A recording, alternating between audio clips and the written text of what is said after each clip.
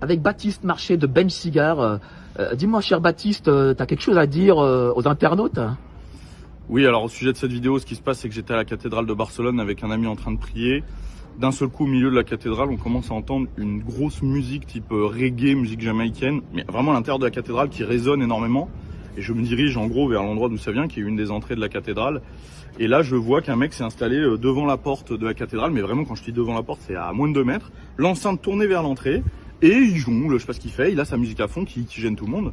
Donc je demande à l'agent de sécurité qui est en place s'il compte faire quelque chose, apparemment non. Donc je vais voir le type, je lui dis écoute c'est un lieu saint, ça gêne tout le monde, donc là maintenant tu t'en vas. Alors je lui dis ça en anglais, hein, parce que je parle pas espagnol. Le mec comprend, il m'envoie chier en fait. Qu'est-ce qu'il dit? Il me dit non, plus tard. Donc je lui dis non, pas plus tard, maintenant en fait. Et le gars m'envoie chier, donc j'attrape l'enceinte, je commence à vouloir couper le son, et là le mec essaye de me l'arracher des mains. Donc là en fait je lui ai tout simplement éclaté l'enceinte dans la gueule, hein, comme on voit sur la vidéo.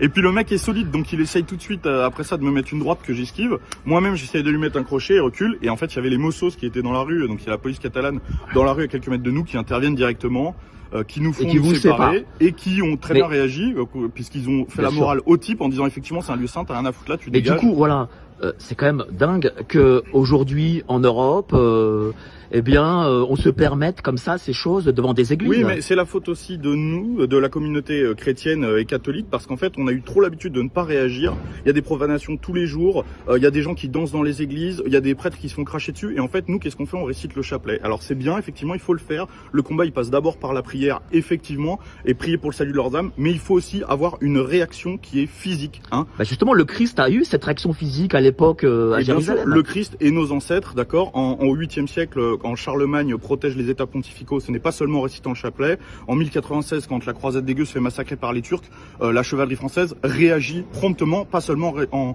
récitant le chapelet. Merci, donc, bravo pour ta réaction. Il faut le faire.